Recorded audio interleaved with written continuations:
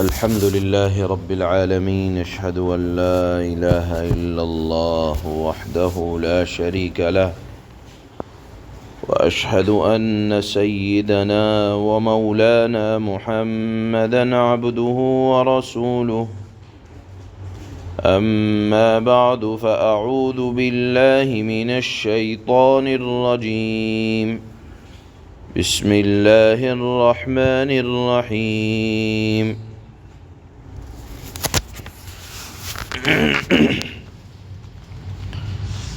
وقالوا قلوبنا غلف بل لعنهم الله بكفرهم فقليلا ما يؤمنون. ولما جاءهم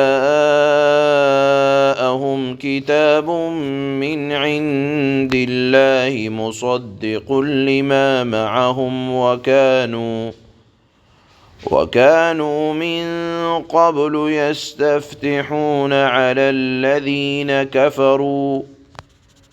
فلما جاءهم ما عرفوا كفروا به، فلعنة الله على الكافرين. صدق الله مولانا العلي العظيم.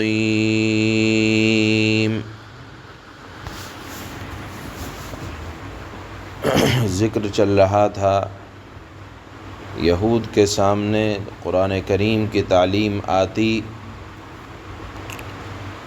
اور قرآن کریم کی تعلیمات کا قبول کرنا ان کے لیے مشکل ہوتا، اور ان کے پاس کوئی معقول جواب نہ ہوتا کہ ہم تعلیمات کو قبول کیوں نہ کریں، تو غرور کرتے ہوئے، تکبر کرتے ہوئے کہا کرتے تھے فخر کے طور پر کہ وقالوا قلوبنا غلف، ہمارے دل کو اللہ نے غلاف سے محفوظ کر رکھا ہے، کہ اللہ نے ہمارے دل کے اندر علم اور حکمت کو ڈال دیا اور اس کو پیک کر دیا، اب ہمیں کسی کتاب کی ضرورت نہیں ہے۔ اپنے آپ کو بڑے دانشور سمجھتے تھے، اپنے آپ کو عقل والا، علم والا سمجھتے تھے، اور یہ سمجھتے تھے کہ اللہ نے ہمیں جو کچھ دے دیا ہے اب اس کے بعد ہمیں کسی دوسری تعلیم کی ضرورت نہیں ہے، اور ہمیں حضرت محمد صلی اللہ علیہ وسلم کے طریقوں کی اور قرآن کی تعلیم کی ضرورت نہیں ہے۔ اس کے جواب میں اللہ نے اگلا جملہ ارشاد فرمایا بل لعنہم اللہ، وہ یہ کیا کہتے ہیں کہ ہمارے دل محفوظ ہیں، بلکہ اللہ کی لعنت ہے ان پر، بکفرہم، ان کے انکار کی وجہ سے، فقلیلا ما یؤمنون، بہت تھوڑے لوگ بہت تھوڑا سا ایمان رکھتے ہیں۔ معلوم یہ ہوا کہ قرآن کی کسی آیت کے بارے میں، کسی مفہوم کے بارے میں یہ کہنا کہ ہمیں اس مفہوم کی ضرورت نہیں، اللہ کی طرف سے لعنت کا سبب ہے۔ اس کے بعد اللہ نے فرمایا کہ ان کی حالت تو یہ تھی یہودیوں کی یا مدینہ منورہ کے ارد گرد رہنے والے اہل کتاب کی، کہ جب ان کی بت پرستوں سے کوئی بات خراب ہوتی تھی تو یہ کہا کرتے تھے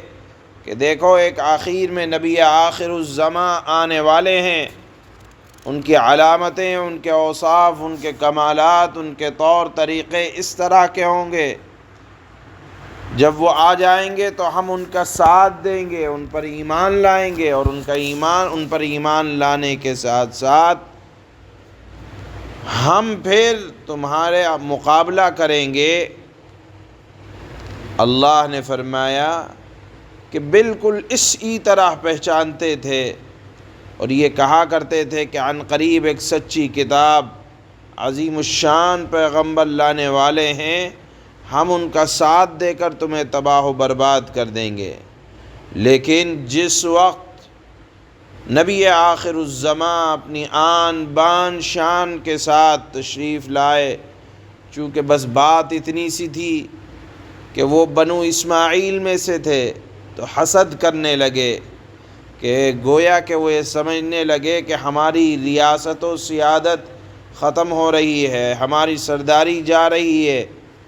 لہذا محض اس بنیاد پر کہ وہ دوسرے خاندان سے آ گئے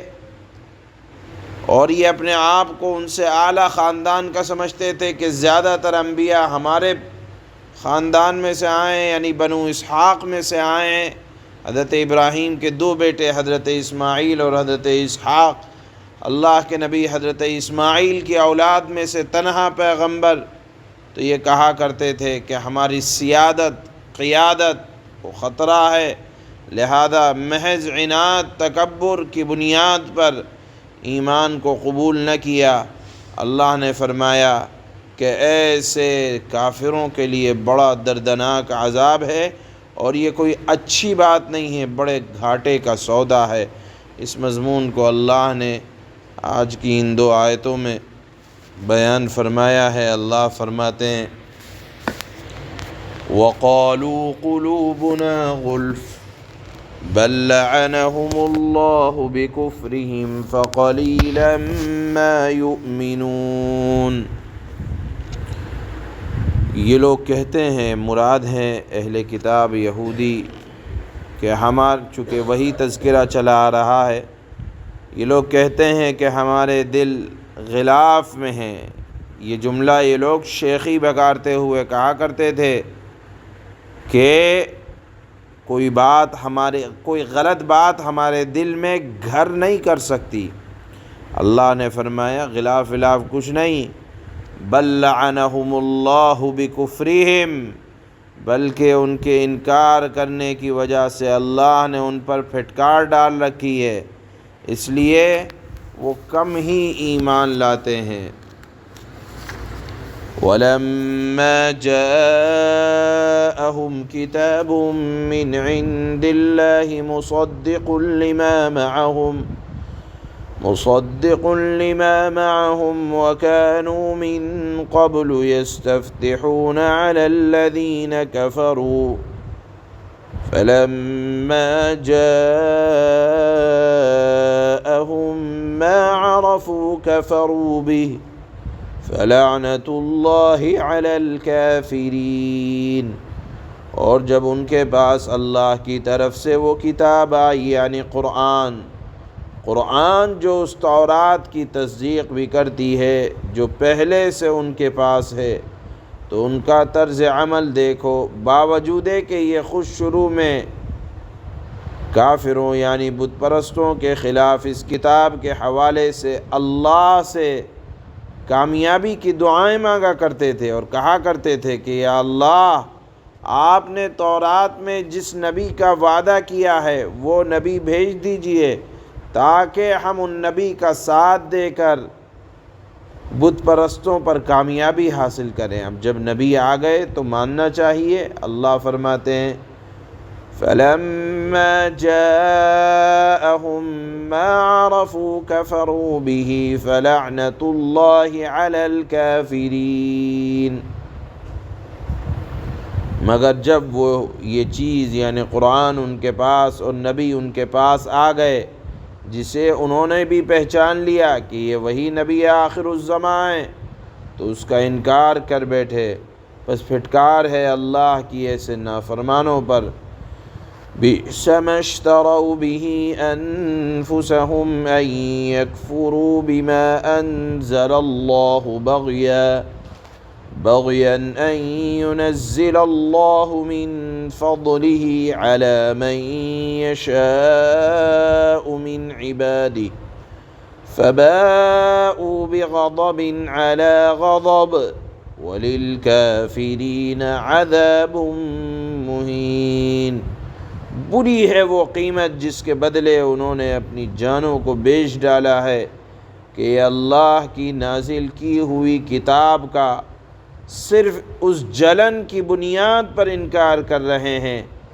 کہ اللہ اپنے فضل کا کوئی حصہ یعنی وحی اپنے بندوں میں سے جس پر چاہ رہا ہے کیوں اتار رہا ہے۔ ان کو الرجی اس بات سے تھی کہ بنو اسحاق میں سے نہیں آئے، ہمارے خاندان میں سے نہیں آئے۔ اللہ نے فرمایا یہ کوئی خاندان کی چیز نہیں ہے، اللہ جس کو چاہتے ہیں اس کو نبی بناتے ہیں، اور نبی آخر الزماں پر یہ نبوت کا دروازہ بند، لہذا یہ اللہ کی عطا ہے، جسے چاہتے ہیں وہ نوازتے ہیں، کسی کی مرضی کے مطابق نبی نہیں بنایا جاتا۔ اللہ فرماتے ہیں یہ وحی اللہ اپنے بندوں میں سے جس پر چاہ رہا ہے کیوں اتار رہا ہے، یہ ان کا اعتراض تھا۔ فَبَاءُوا بِغَضَبٍ عَلَى غَضَبٍ وَلِلْكَافِرِينَ عَذَابٌ مُّهِينٌ۔ چنانچہ یہ اپنی اس جلن کی وجہ سے، حسد کی وجہ سے غضب بالائے غضب لے کر لوٹے ہیں، یعنی اللہ کا دوہرا ان پر غصہ نازل ہوا ہے، اور ایسے نافرمان لوگ ذلت آمیز سزا کے مستحق ہیں۔ سبحان اللہ و بحمدہ، سبحانک اللہم، نشہد ان لا الہ